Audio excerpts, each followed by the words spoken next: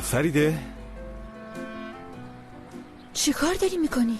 خدای آخه سر صبح این چه سر و صدایی را انداختی؟ من نمیتونم بخوابم. صبح تو هم بخیر. داشتم ورزش میکردم. نکن خب، اگرم میکنی بی سر و صدا ورزش کن.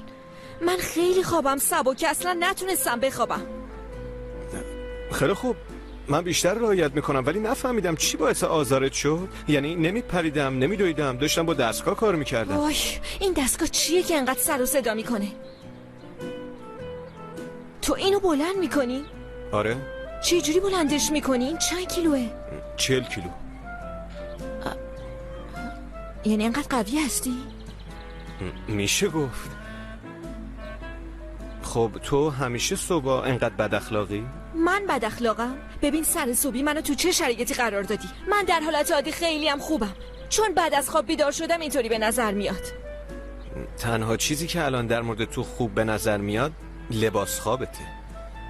میکی موسه؟ حالا هرچی که هست. ببین واسه آخرین بار دارم بهت میگم، خواهش میکنم صبح زود انقدر سر و صدا نکن. خیلی هم زود نیست. 10. 10 چیه؟ 10 چیه؟ ساعت. چی داری میگی؟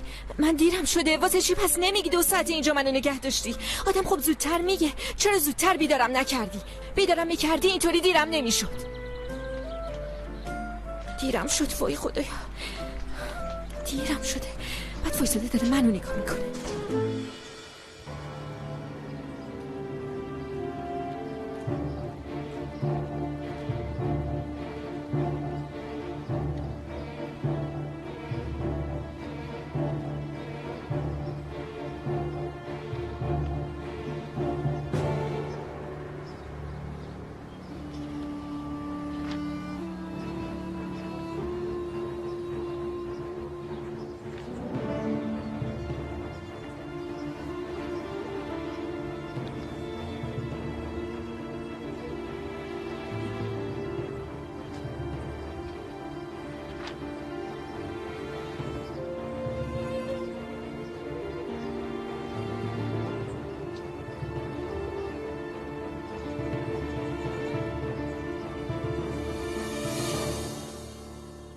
چی شده؟ زبونتون رو موش خورده؟ زود باشین داد و بیداد کنین، دنبال حق و حقوقتون باشین. شما فکر کردین من احمقم؟ فکر کردین نریمان گولتون رو میخوره؟ چه میدونم، حق و حقوق، غذا، سرویس بهداشتی، اینا همش بهانه بود. ولی من میدونم شما برای چی اون جنجالو به پا کردی. هدف واقعیتون رو فهمیدم. حالا شما میگین یا خودم بگم؟ ها ایلول؟ نریمان خانم ما کاری نکردیم. به من نگاه کن، به من. به خیال خودتون میخواستین غلطی که کردین رو پنهان کنین، میخواستین رو گناهتون سرپوش بذارین.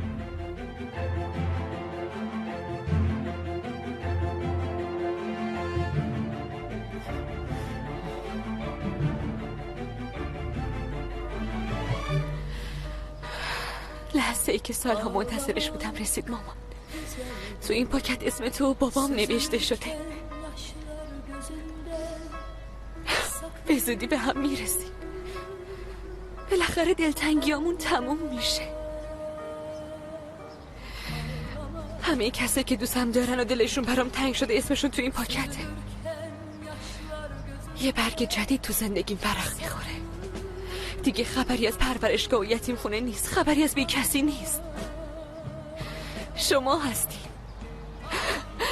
خانوادم هست، خانوادم.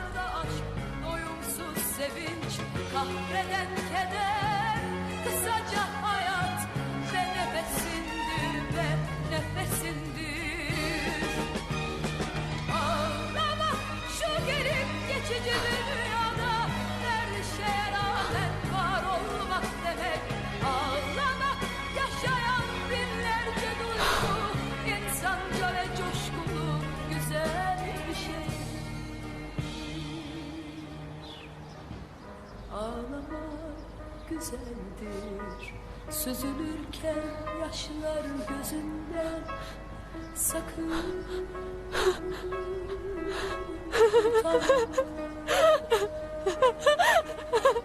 ağlama güzeldir, süzülürken yaşlar gözünden, sakın utanma. Ağlama, senin kara dünyada hala sevdiğin ve hissettiğin tüm güzelliğin ve çirkinliğinle var oldundur, var oldundur.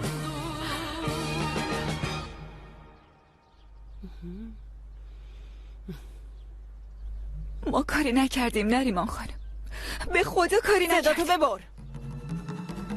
من همه چیزو میدونم. تو نقشه کشیدی، مایه دردسری، ذاتت خرابه، آخرشم مثل بابات تو زندان میپوسی. سوگل هیچ گناهی نداره، جمره هم همینطور. اونا فقط به من کمک کردن. مسئول همه چی منم. مقصر منم. ایلول ساکت شو. با دوستام کاری نداشته باشی. دیگه پنهان کردنش هم فایده ای نداره.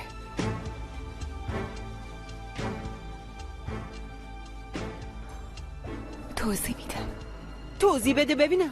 ایلول خیلی تلاش کردم، سعی کردم صبور باشم، ولی نشد. بعدش اون شب وقتی رفتم تو حیاط پانسیون. این چیه؟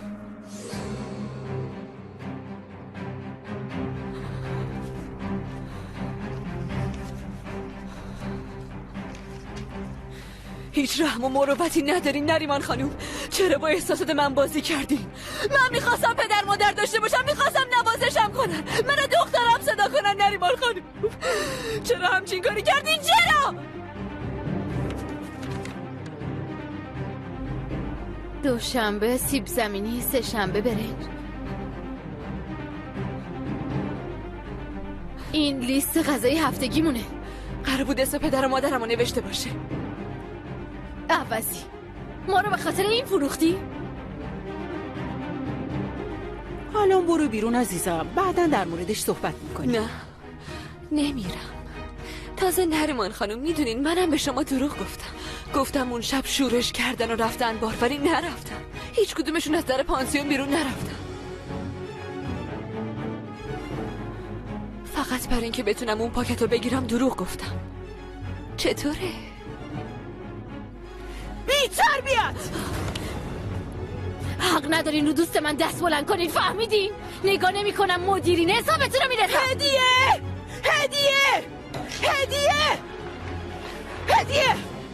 این بله های آسمونی از اینجا ببر، وگرنه یه کاری دستشون میدم. گفتم ببرشون. بیاین بچه ها، بیاین بریم.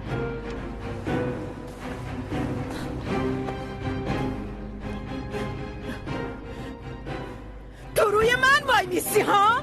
جواب این کارتو بد میگیری سوگل. هم تو هم دوستات از این پانسیون میندازم بیرون. تو خیابونا آواره میشین. اون وقت میبینی بی احترامی به بزرگتر یعنی چی؟ تو روی نریمان خانوم وایستادی؟ خدا بگم چی کارت کنه. اونم باید حد خودشو بدونه. اون حق نداره چون یتیمیم تحقیرمون کنه. اگه جلوشو نگرفته بودم به ساغر سیلی میزد. خیلی خوب بیاین بریم، بیشتر از این جلوی چشمش نباشی. بازم ازم دفاع کردی. دختر من از هممون دفاع